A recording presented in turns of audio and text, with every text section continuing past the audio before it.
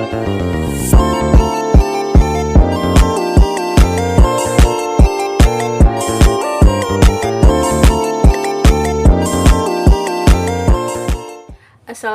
warahmatullahi wabarakatuh. Selamat pagi. Apa kabar nih Sobat Merdeka? Perkenalkan, nama saya Firmina Dinyanti Bajo dengan NIM 2022 010101 dari Prodi Pendidikan Matematika Universitas Muhammadiyah Maumere. Nah, kali ini saya akan membagikan materi kepada teman-teman tentang kombinatorik. Jadi, poin-poin penting yang saya ambil yaitu pengertian dari kombinatorik, ada permutasi, kombinasi, dan aplikasi dari kombinatorik. Kita lihat yang pertama yaitu pengertian dari kombinatorik. Nah, ada yang tahu nggak apa itu kombinatorik? Jadi teman-teman, kombinatorik adalah cabang matematika yang mempelajari cara-cara menyusun atau memilih objek dari suatu himpunan.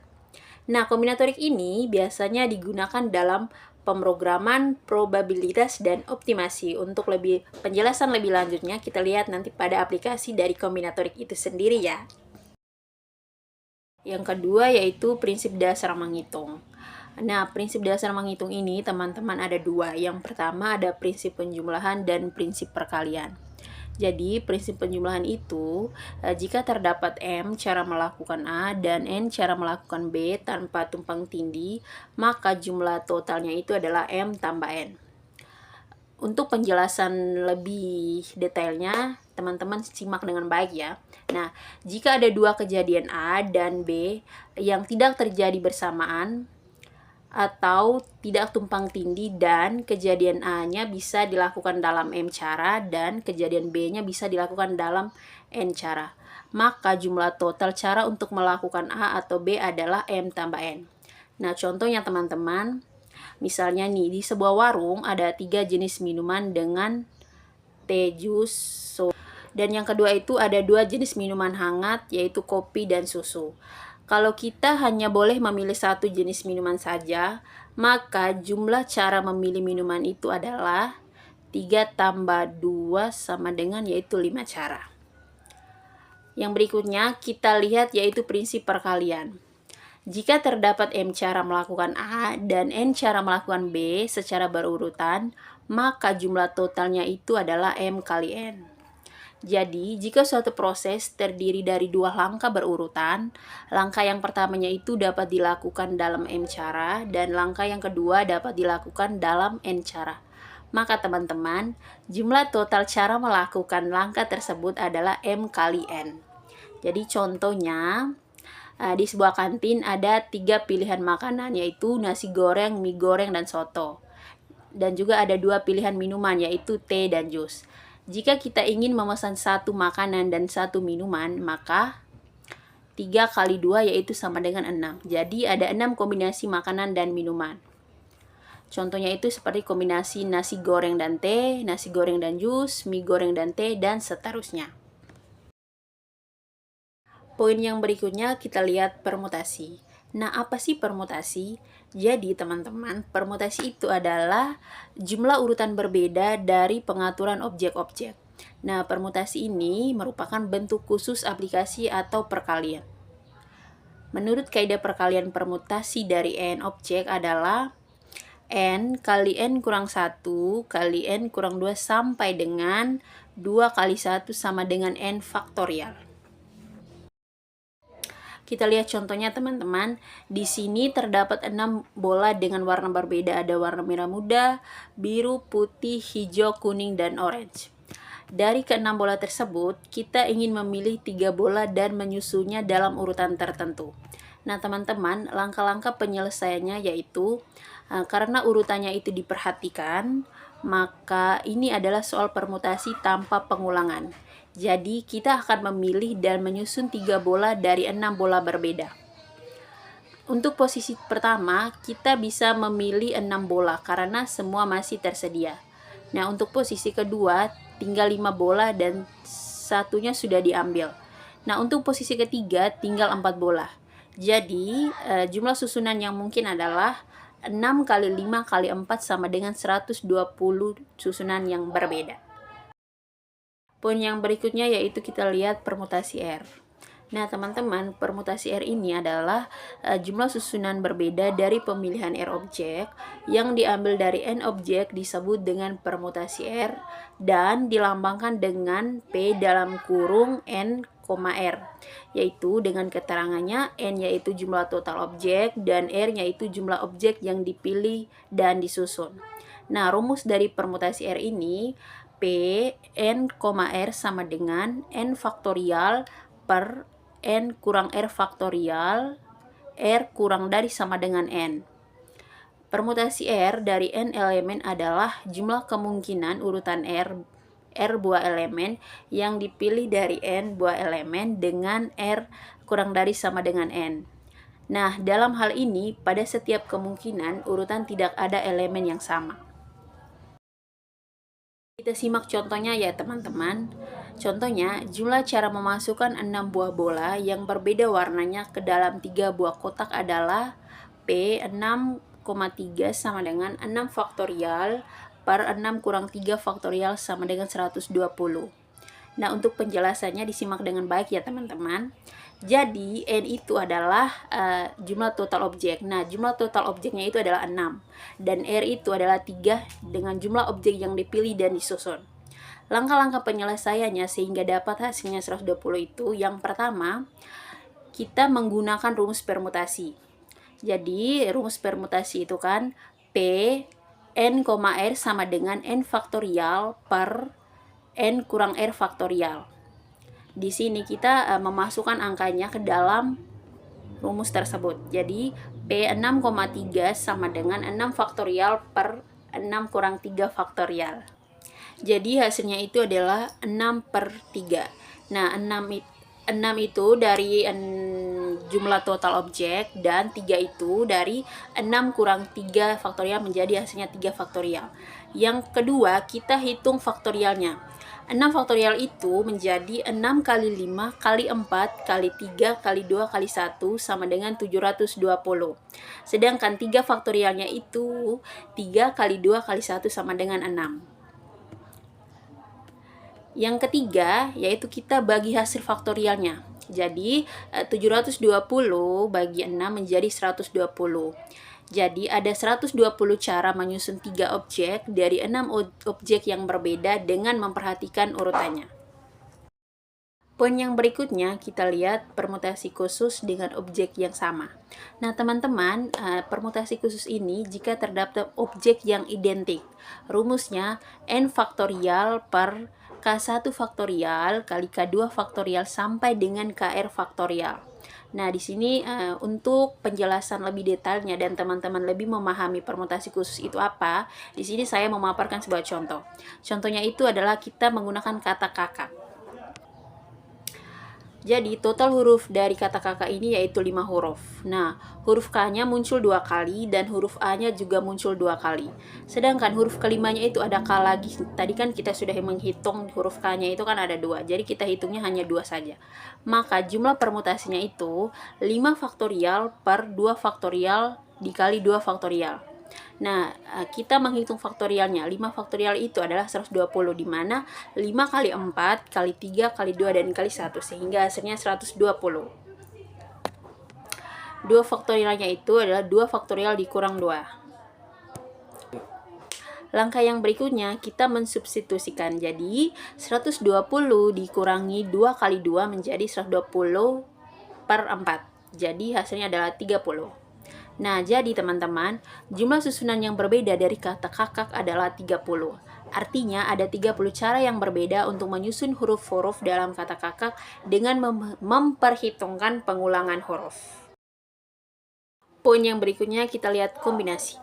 Apa sih kombinasi? Nah, kombinasi itu teman-teman adalah bentuk khusus dari permutasi. Nah, jika pada permutasi urutannya itu urutan kemunculannya diperhitungkan, maka pada kombinasi itu urutan kemunculannya itu kita abaikan. Jadi misalnya nih urutan ABC, BCA dan ACB dianggap sama dan dihitungnya sekali. Kita simak contohnya ya teman-teman. Di sini terdapat 2 buah bola yaitu bola A dan bola B. Nah, bola-bola tersebut warnanya sama, berarti kita tidak bisa membedakan secara visual. Nah, yang ditanya, berapa banyak susunan yang berbeda yang bisa dibuat? Nah, kasus ini teman-teman, bola A dan bola B berbeda tapi warnanya sama. Karena keduanya identik secara warna, walau dituliskan sebagai A dan B, secara visual tetap sama. Jadi, kita susunan yang pertama yaitu A kurang B, dan susunan yang kedua yaitu B kurang A. Namun, karena bola A dan bola B warnanya sama, maka kedua susunan dianggap sama.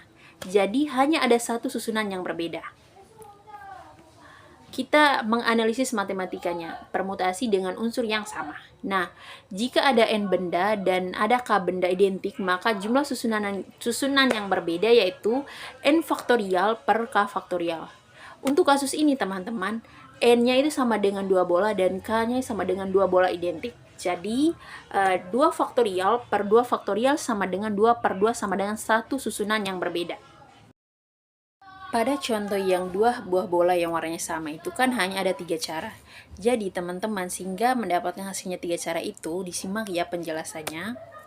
Nah, jumlah cara memasukkan 2 buah bola yang warnanya sama ke dalam 3 buah kotak yaitu P 3,2 per 2 faktorial. Jadi sama dengan 3 faktorial per 1 faktorial per 2 faktorial. Hasilnya menjadi 3 kali 2 sama 3 kali 2 per 2. Jadi hasilnya yaitu 3. Di mana 3 kali 2 6 dibagi 2 menjadi 3. Nah, sekarang bila jumlah bolanya 3 dan jumlah kotaknya 10, maka jumlah cara memasukkan bola ke dalam kotaknya adalah P 10,3 per 3 faktorial sama dengan 10 faktorial per 7 faktorial per 3 faktorial. Jadi 10 dikali 9 dikali 8 per 3 faktorial. Karena ada 3 faktorial cara memasukkan bola yang warnanya merah semua. Poin yang berikutnya kita lihat kombinasi R. Nah, kombinasi R elemen dari N elemen adalah jumlah pemilihan yang tidak terurut R elemen yang diambil dari N buah elemen. Nah, rumus dari kombinasi R itu adalah C N, R sama dengan N faktorial per R faktorial kali N kurang R. Nah, N, R ini dibacanya N diambil R, artinya R objek diambil dari N buah objek. Poin yang berikutnya kita lihat interpretasi kombinasi. Nah, misalkan A 1, 2, 3, jumlah himpunan bagian dengan 2 elemen yang dapat dibentuk dari himpunan A yaitu ada 3 buah. Nah, yaitu 1,2, 2,1, 1,3, 3,1, 2,3, 3,2. Jadi ada 3 buah cara. Atau 3 per 2 sama dengan 3 faktorial per 3 kurang 2 dikali 2 faktorial sama dengan 3 faktorial per 1 dikali 2 faktorial, yaitu sama dengan 3 buah faktorial. Poin yang berikutnya yaitu prinsip inklusi dan eksklusif. Nah, prinsip ini teman-teman digunakan untuk menghitung banyaknya elemen dari gabungan 2 atau lebih himpunan. Rumus dasarnya yaitu banyak anggota gabungan dari A dan B sama dengan banyak anggota himpunan A ditambah banyak anggota himpunan B dikurang banyak anggota yang sama di A dan B atau A irisan B. Contohnya, diketahui A adalah himpunan siswa yang suka matematika. A yaitu terdiri dari Ali, Budi, Cici, dan Dodi. B adalah himpunan siswa yang suka IPA. Terdiri dari Cici, Dodi, Eko, dan Vina. Nah, yang ditanya, tentukan banyaknya siswa yang suka matematika dan IPA. Langkah-langkah penyelesaian untuk menyelesaikan soal tersebut, yang pertama kita hitung banyak anggota masing-masing himpunan, yaitu A terdiri dari 4 dan B juga ada 4 orang. Yang kedua, cari irisan yang suka kedua-duanya, yaitu A irisan B sama dengan Cici dan Dodi. Jadi A irisan B itu ada 2. Yang ketiga, yaitu kita menggunakan rumus A gabung B sama dengan A ditambah B. A gabung B sama dengan A tambah B dikurangi A irisan B. Jadi teman-teman, 4 ditambah 4 kurang 2 sama dengan 6. Jadi, ada 6 siswa yang suka matematika atau IPA. Poin yang terakhir yaitu aplikasi kombinatorik. Nah, teman-teman, aplikasi kombinatorik ini terdiri dari 5. Yang pertama yaitu penjadwalan, yang kedua probabilitas, yang ketiga pemrograman, yang keempat kriptografi, dan yang terakhir yaitu optimasi. Nah, penjadwalan itu sendiri adalah proses mengatur urutan dan waktu pelaksanaan suatu kegiatan atau tugas agar sumber daya yang digunakan secara efisien dan optimal. Contohnya nih, menyusun jadwal pelajaran sekolah, mengatur urutan produksi barang di pabrik, dan menjadwalkan penerbangan pesawat. Yang kedua yaitu probabilitas. Probabilitas ini adalah ilmu yang mempelajari kemungkinan terjadinya suatu peristiwa. Nah, dinyatakan dalam angka antara 0 atau tidak mungkin hingga 1. Contohnya yaitu peluang menang undian, prediksi cuaca, dan perhitungan risiko dalam asuransi atau investasi. Yang ketiga yaitu pemrograman. Pemrograman adalah proses menulis instruksi logis dan sistematis untuk komputer agar dapat menyelesaikan suatu tugas atau masalah. Contohnya membuat aplikasi mobile, otomatis sistem absensi, dan simulasi perhitungan matematis.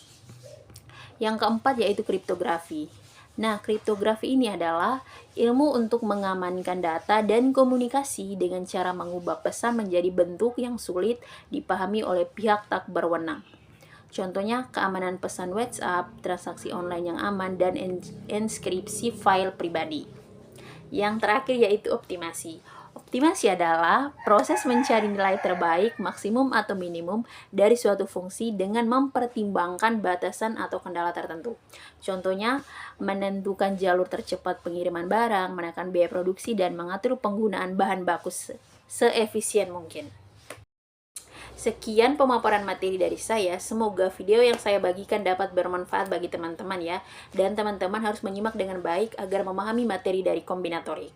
Ubur-ubur ikan lele. Terima kasih, Le.